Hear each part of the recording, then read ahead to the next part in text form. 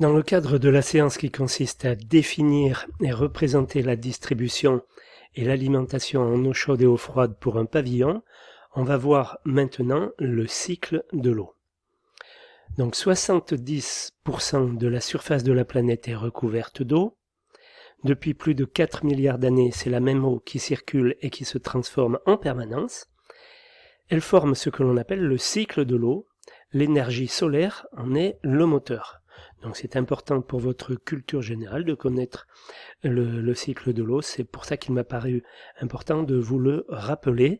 Bon, on va voir une petite vidéo là-dessus maintenant.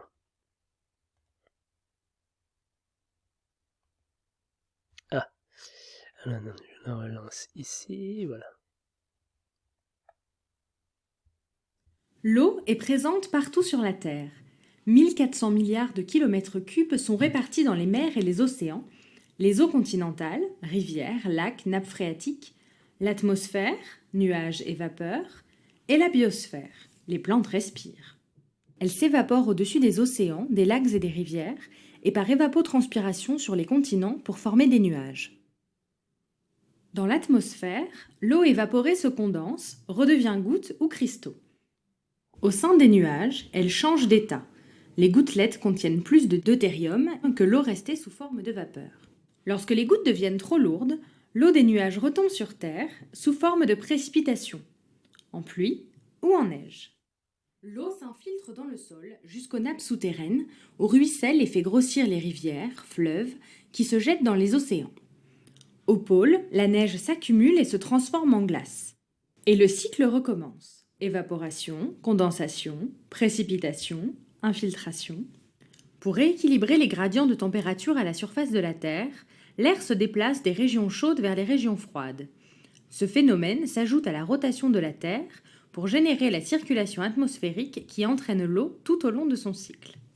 Plus il fait froid, plus il y a de précipitations entre la région source d'évaporation et les pôles. En chemin, ces précipitations vont donc beaucoup s'appauvrir en isotopes lourds, deutérium et oxygène 18. Au contraire, pendant les périodes chaudes, la différence de température est moins importante entre la région source d'évaporation et les pôles. Les précipitations sont moins appauvries en isotopes lourds quand elles atteignent les régions polaires. La relation entre température et taux d'isotopes lourds présents dans les glaces détermine le principe du thermomètre isotopique. Voilà, donc, pour réexpliquer un petit peu plus en détail ce qu'elle nous a dit, l'évaporation tout d'abord, l'eau de l'océan, des rivières et des lacs sous l'action de la chaleur du soleil se transforme en vapeur d'eau et s'évapore dans l'atmosphère.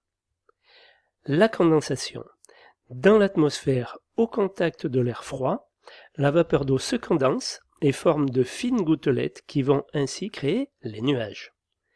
Les précipitations. Une fois dans les nuages, l'eau devenue trop lourde pour rester en suspension se transforme en pluie, en neige ou encore en grêle. La plus grande partie des précipitations se retrouve directement dans l'océan. Dans l'atmosphère, une molécule d'eau reste en moyenne 8 jours avant de retomber sur les continents. Le ruissellement.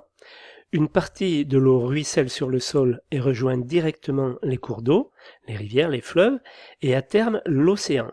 Une goutte d'eau reste en moyenne 2 semaines dans une rivière avant de rejoindre l'océan. Le stockage. Lorsque l'eau ne se retrouve pas dans les cours d'eau, elle peut être stockée dans des lacs ou des étangs. En moyenne, elle y est stockée durant 17 ans. L'infiltration. L'eau qui n'a pas été stockée ou qui n'a pas ruisselé s'infiltre dans les sous-sols, dans les nappes d'eau souterraines. Donc on parle du petit cycle de l'eau, cycle domestique. Il existe un cycle naturel de l'eau, celui que l'on vient de voir, mais pour s'approprier cette ressource, l'homme a dû organiser un système. C'est le circuit domestique de l'eau, ce que l'on appelle aussi le petit cycle de l'eau.